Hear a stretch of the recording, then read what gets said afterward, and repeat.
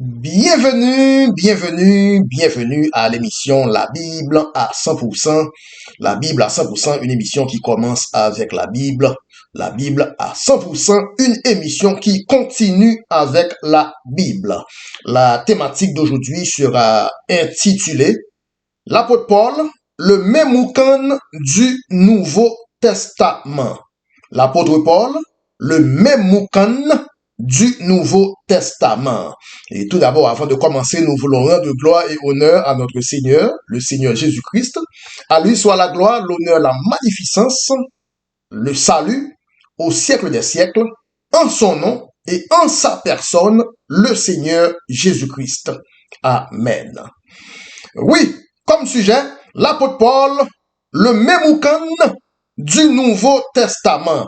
Comme entrée en matière, aujourd'hui, nous allons voir un beau parallèle entre l'Ancien Testament et le Nouveau Testament. La Bible est écrite en parallèle entre l'Ancien Testament et le Nouveau Testament.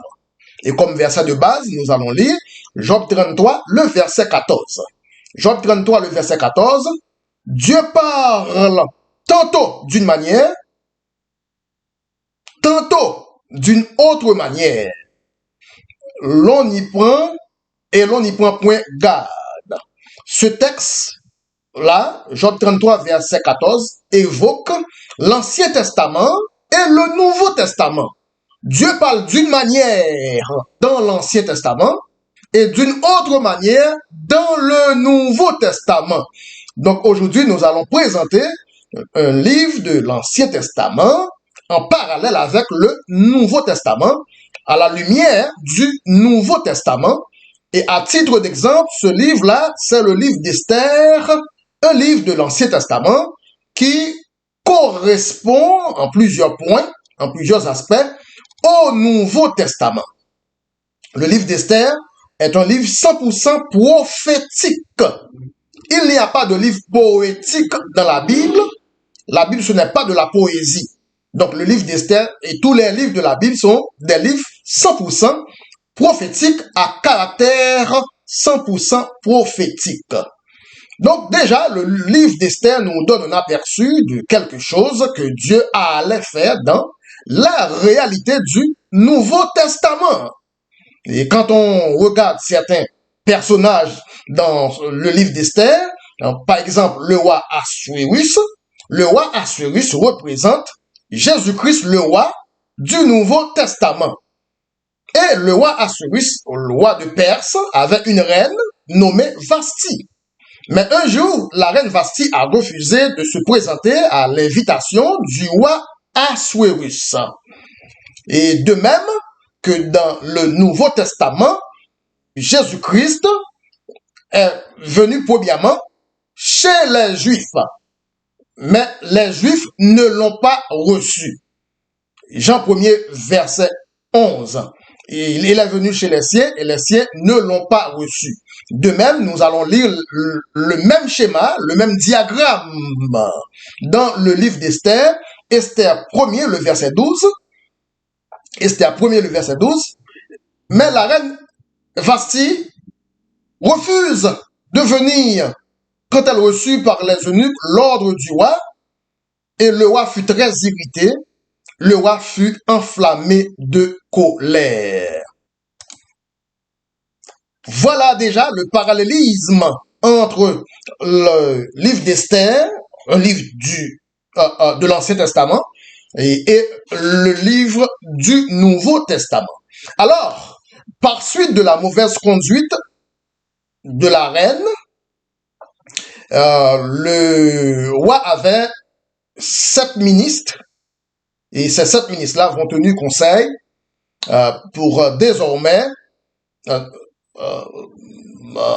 destituer ou licencier la reine Vasti en tant que reine, et pour aller donc chercher une autre jeune fille qui remplacerait la reine Vasti. Esther 2, le verset 2. Esther 2, verset 2. Alors, ceux qui servaient le roi dirent qu'on cherche pour le roi des jeunes filles vierges et belles de figure. Verset 4. Verset 4. Esther 2, verset 4. Et que la jeune fille qui plaira au roi devienne reine à la place de Vasti, à la place de la reine Vasti. Donc, déjà, le même protocole, le même diagramme sera tracé dans le Nouveau Testament. Jésus-Christ est venu d'abord aux Juifs, les Juifs ne l'ont pas reçu, et copie conforme dans le Nouveau Testament, Christ donc va se diriger vers les nations des gentils. L'évangile va donc se diriger vers les nations, vers les païens.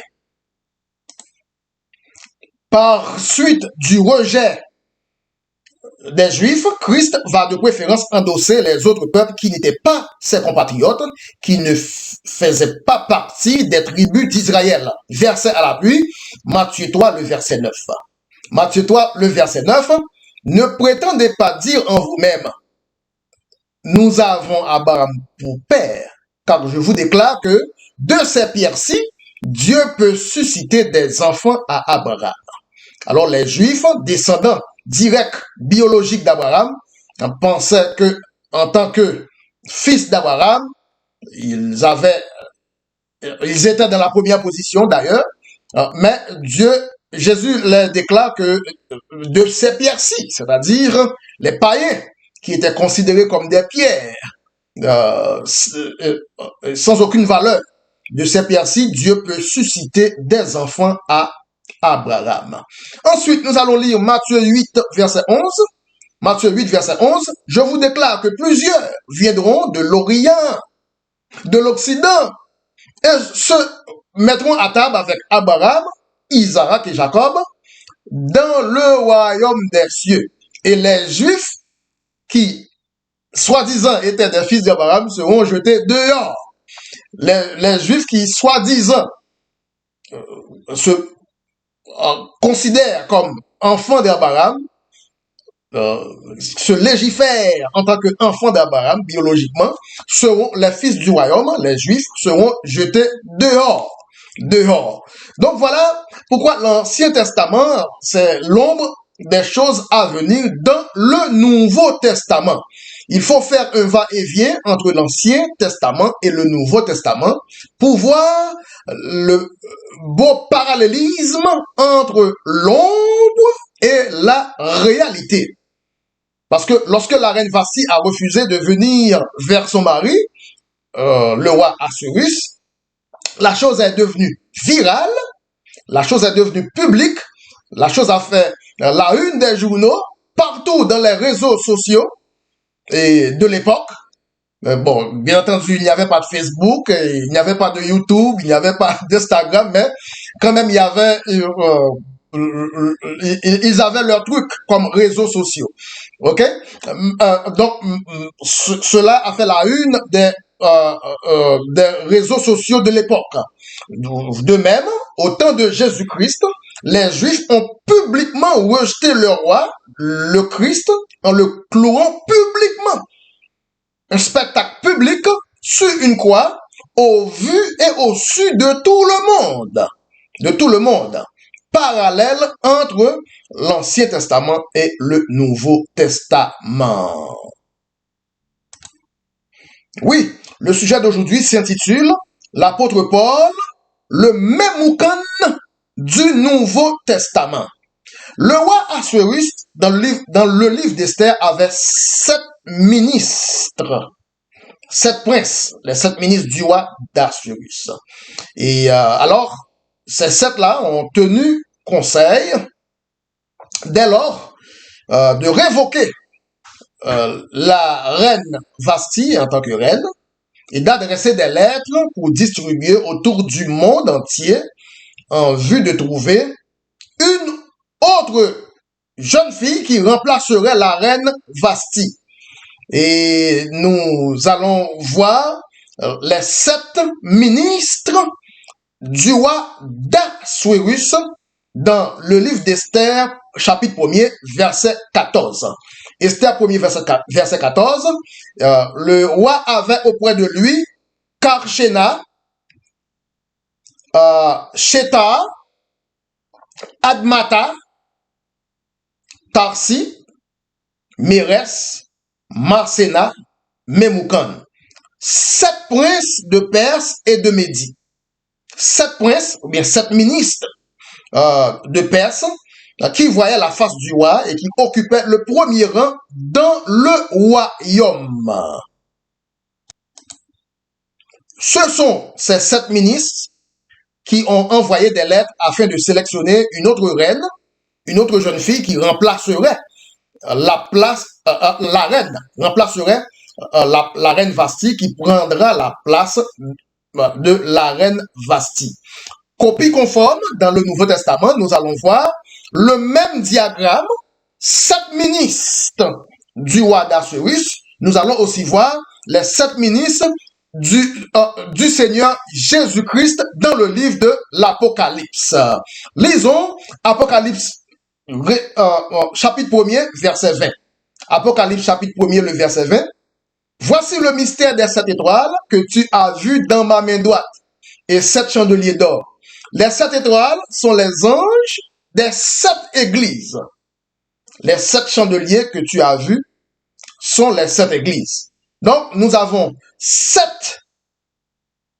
messagers, 7 anges, 7 ministres dans le livre de l'Apocalypse du Nouveau Testament.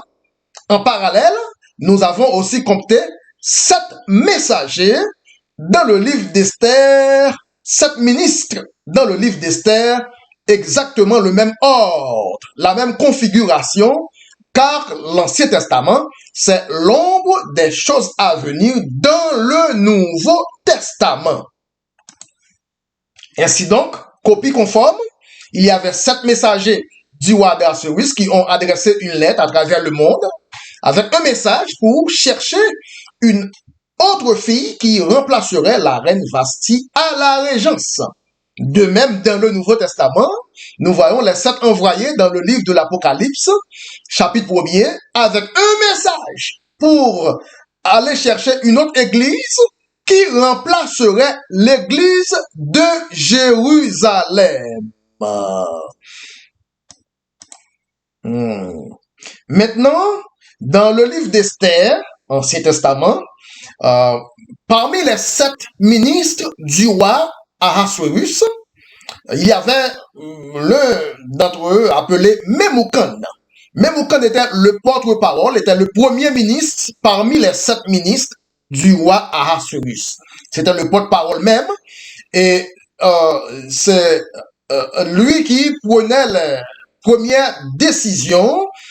C'était le chef d'orchestre des 7 parmi les 7 ministres du roi Ahasuérus. Nous allons lire cela dans Esther 1er, le verset 16. Esther 1er, verset 16. Memoukan fournit devant le roi et les princes, disant que ce n'est pas seulement à l'égard du roi que la reine Vasti a mal agi, c'est aussi envers tous les princes.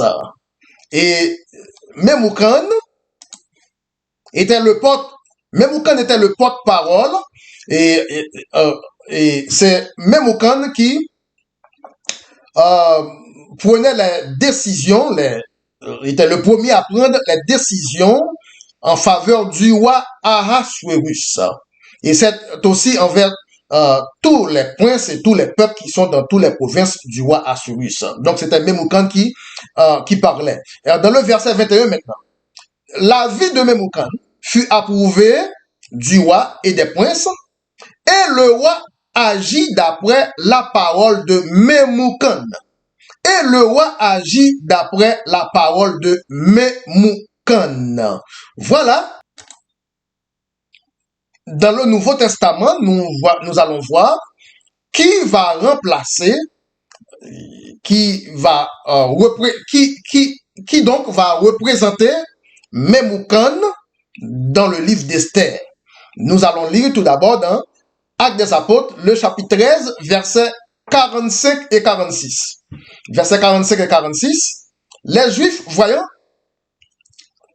la foule, Actes chapitre 13, versets 45-46, les Juifs, voyant la foule, furent remplis de jalousie. Ils s'opposaient à ce que disait Paul, et en le contredisant et en l'injuriant. Donc Paul et Barnabas leur dirent avec assurance, c'est à vous premièrement, c'est à vous premièrement que la parole de Dieu devait être annoncée. Mais puisque vous la repoussez et que vous vous jugez vous-même indigne de la vie éternelle, voici, nous nous tournons vers les païens. Nous nous tournons vers les païens. Copie conforme, de même que la reine Vasti a refusé l'invitation du roi, alors c'était Memucan qui a gravé une lettre pour dorénavant aller chercher une autre fille qui prendrait donc éventuellement la place de la reine Vasti. Donc, pour continuer, nous allons lire Acte 18, le verset 6. Qui donc, qui dans l'Ancien Testament va remplacer Memucan, va représenter Memucan dans l'Ancien Testament, car l'Ancien Testament, c'est l'ombre de la réalité du Nouveau Testament. Nous allons lire Acte 18, le verset 6. Les Juifs faisant alors de l'opposition et se livrant à des injures, Paul secoua ses vêtements. Paul secoua ses vêtements et Paul leur dit que votre sang retombe sur votre tête. J'en suis pur. Dès maintenant, j'irai vers les païens. Dès maintenant, j'irai vers les païens. Donc, nous voyons que l'autorité conférée à Memucan dans le royaume du roi Ahasuérus a été conférée parallèlement, copie conforme, à l'apôtre Paul dans le royaume de Christ dans le Nouveau Testament. C'était Memucan qui donnait la marche à suivre pour le roi, et de telle sorte que le roi agit, la Bible dit le roi agit d'après la parole de Memucan. Le roi Ahasuérus agit d'après la parole de Memucan. De même, dans le Nouveau Testament, dans Romains 2, le verset 16, la Bible nous dit que Dieu, le roi, jugera le monde selon l'évangile de l'apôtre Paul. Romains 2, verset 16, Dieu jugera le monde selon quoi? Selon l'évangile. L'évangile de qui? Selon l'évangile de l'apôtre Paul. Donc, Paul est par conséquent le Memucan du Nouveau Testament. Car dans l'Ancien Testament, le livre d'Esther, le roi Ahasuérus agit d'après la parole de Memucan. De même, dans le Nouveau Testament, Dieu jugera le monde d'après l'évangile de l'apôtre Paul, Romains 2, le verset 16. Lisons. Au jour du jugement, Dieu se servira de l'évangile de l'apôtre Paul pour juger même les actions secrètes des hommes. Et c'est ce qui paraîtra au jour où, selon mon évangile, l'apôtre Paul est en train de parler, selon mon évangile, Dieu jugera par Jésus-Christ les actions, même les actions secrètes. Même les actions secrètes des hommes. Donc, Memucan, parmi les 7 ministres du roi Ahasuérus, était le premier ministre. Et le roi agissait selon la parole de Memucan. De même, dans le Nouveau Testament, Paul, parmi les 7 messagers des 7 églises de l'Apocalypse, Paul était le premier à apporter l'évangile dans les pays d'outre-mer. Paul fut le premier à officiellement tourner la page sur les Juifs vers les nations païennes. Et voilà, l'évangile, dès lors, a parcouru le monde entier vers les nations, parce que les Juifs ont rejeté le roi, de même que la reine Vasti, qui avait la première position, qui était la reine, a donc aussi rejeté le roi Ahasuérus. La Bible dit les premiers seront les derniers seront les premiers. La reine Vasti était en première position et la reine Vasti a été licenciée. La reine Vasti, en tant que première position, les premiers seront les derniers. Les Juifs, en tant que première position, les Juifs seront les derniers à être sauvés. Donc, voilà, Paul est le chef d'orchestre dans le Nouveau Testament. Memucan était le chef d'orchestre dans l'Ancien Testament. Et voilà pourquoi quiconque prêche une doctrine contraire à la doctrine de l'apôtre Paul est considéré comme anathème. Donc, si on veut ne pas être anathème, il faut seulement dire ce que Paul a prêché, sans ajouter, sans retrancher. Verset Colossiens 1er, le verset 23. Colossiens 1er, verset 23. Si, du moins, à condition, si c'est une condition, à condition, si du moins vous demeurez fondés et inébranlables dans la foi, sans vous détourner de l'espérance de l'évangile que vous avez entendu et qui a été prêché à toute créature. À toute créature. Pas seulement aux Juifs, car les Juifs ont refusé l'évangile. Maintenant, l'évangile a été prêché à toute créature sous le ciel et dont moi, Paul, j'ai été fait ministre. Moi, Paul, j'ai été fait ministre. Donc voilà, l'autorité de Memucan, l'autorité conférée à Memucan dans le livre d'Esther, en comparaison, est conférée à l'apôtre Paul dans le Nouveau Testament. Nous allons aussi lire 2 Pierre 3, le verset 15 et 16. Oui, le sujet d'aujourd'hui s'intitule l'apôtre Paul, le Memucan du Nouveau Testament. 2 Pierre 3, verset 15 et 16. C'est pourquoi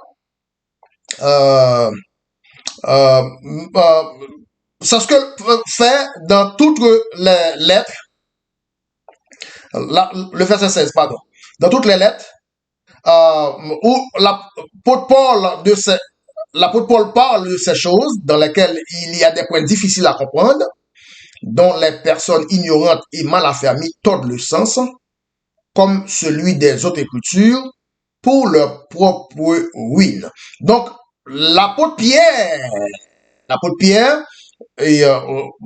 faisait une recommandation à l'apôtre Paul, car Pierre même recommandait que Paul était choisi de Dieu et des gens qui sont mal intentionnés, qui calomniaient l'apôtre Paul, eh bien, c'était pour leur propre ruine. 2 Pierre 3, verset 16. C'est ce que fait Paul dans toutes les lettres, où Paul parle de ces choses. Les choses que je parle, Paul parle de ces choses avec plus de détails, et dans lesquels il y a des points difficiles à comprendre. Les personnes ignorantes et mal affermies tordent le sens de ce que Paul disait, et comme celui des autres écritures. Et ceci, c'est pour leur propre ruine. Nous allons aussi lire 1 Corinthiens 15, le verset 2, pour voir comment l'apôtre Paul a été galonné, ou bien dans la position même de Memucan dans le livre d'Esther dans l'Ancien Testament. 1 Corinthiens 15, verset 2, pardon. 1 Corinthiens 15, verset 2, l'évangile par lequel vous êtes sauvés.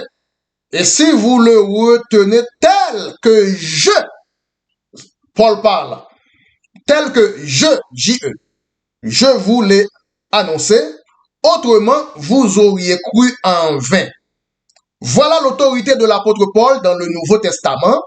Paul est le premier ministre du Nouveau Testament, de même que Memucan était le premier ministre dans le livre d'Esther, le premier ministre du roi Assuérus.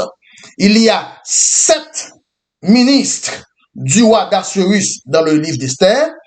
De même, dans le livre de l'Apocalypse, il va y avoir 7 messagers avec un message à travers le monde entier en vue de chercher une église parmi l'église des nations, parmi les nations, afin de remplacer l'église de Jérusalem qui a refusé Jésus-Christ, qui a rejeté Jésus-Christ, qui a nié Jésus-Christ. Donc, Paul, 1 Corinthiens 15, verset 2, si quelqu'un ne prêche pas ce que Paul prêche, la Bible dit, cette personne-là aurait cru en vain. On peut croire, mais on peut croire en vain. Donc, l'évangile de l'apôtre Paul, c'est par conséquent un jauge pour jauger toute église, ou bien toute doctrine, ou bien tout prédicateur, tout pasteur qui prêche. Si une église ne prêche pas selon l'évangile de l'apôtre Paul, eh bien, cette église-là, eh bien, les adeptes de cette église-là auraient donc cru en vain.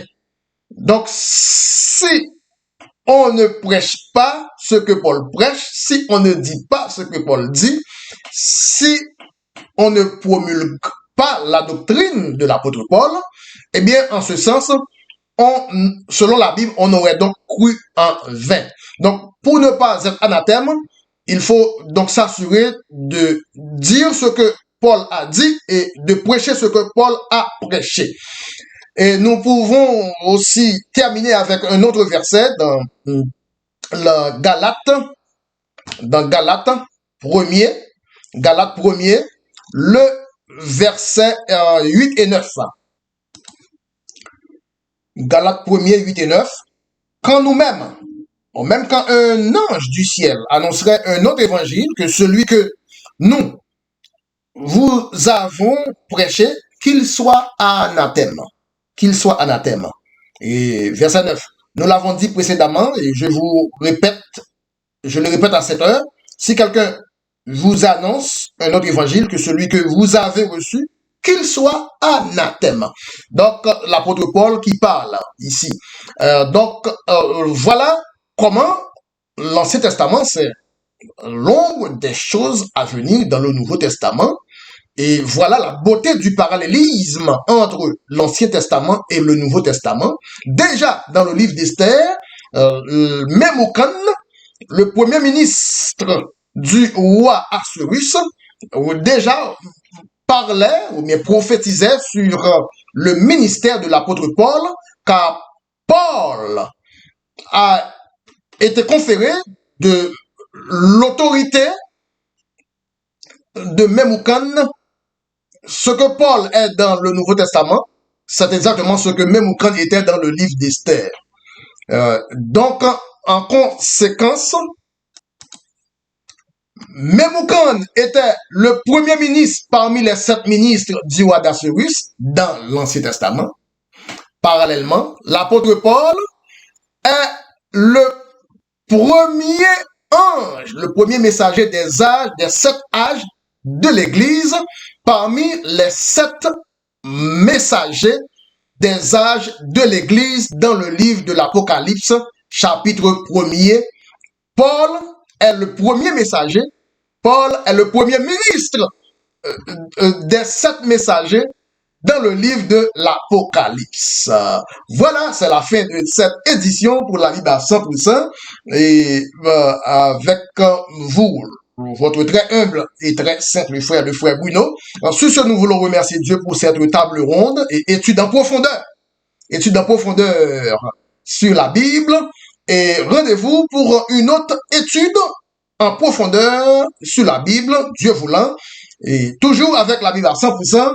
Et sur ce, je vous souhaite toutes les bénédictions de Dieu. À tantôt et à bientôt. Bye bye.